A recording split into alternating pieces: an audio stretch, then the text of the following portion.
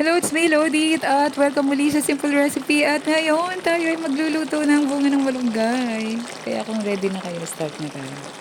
Sa isang kawali, maglagay tayo ng mantika at ilagay na rin natin yung baboy. 1/4 lang yan. Tapos lagay tayo ng konting asin para malasap siya.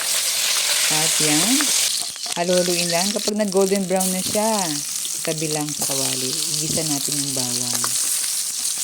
Ngayon, isunod na rin yung sibuyas. Haluin lang natin para hindi siya masunog kasi nasusunog siya, mapait, hindi masarap ang lasa. At syempre yung paborito kong kamatis na red. Yan. Talagang sa pagluluto, hindi ko naalis yung kamatis. Paborito ko yun. Yan, tiga-tigain lang gamit ang sandok. At syempre, lagay tayo ng 1 tablespoon na bagong limang. At isabay na rin natin yung baboy. Ihalo.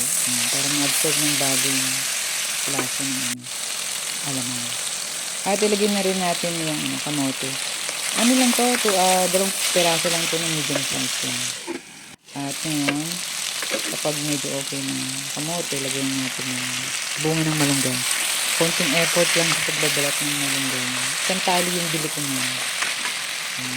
Napakasarap. At ngayon, lagay tayo ng tubig para sa sabaw. Yung mga mahilig sa sabaw, syempre dagdagan ninyo para hindi kayo mabitin sa sabaw. Hintayin lang natin siyang kumulo ng kumulo hanggang sa lumambot yung kamote at yung bunga ng malunggay. Lagay tayo ng half na pork cubes at konting additional na salt. Syempre, dahil hindi pa natin makuha yung tamang lasa. Yan, wow, napakasarap. Hindi pa siya luto pero napakasarap niya na. Sigurado magugustuhan to ng pamilya. Kasi dito sa amin, paborito namin yan. Sa Kapampangan ang tawag niyan, ihagod. Kasi yan pag kinakain, hinahagod yan ng ipin mo yung ginaganon. Pero kung ayaw nyo madumihan, syempre, gamitan nyo ng kutsara. Hahatiin nyo lang yan. Tapos anuhin nyo ng kutsara. Yan. Ganun ang Yan, napakasarap. Dilaw na dilaw yung yung kanyang sabaw. Yan, sarap niyan. Ay nako, try niyo to. Sigurado hindi kayo magsisisi. At sigurado magustuhan ng pamilya niyo.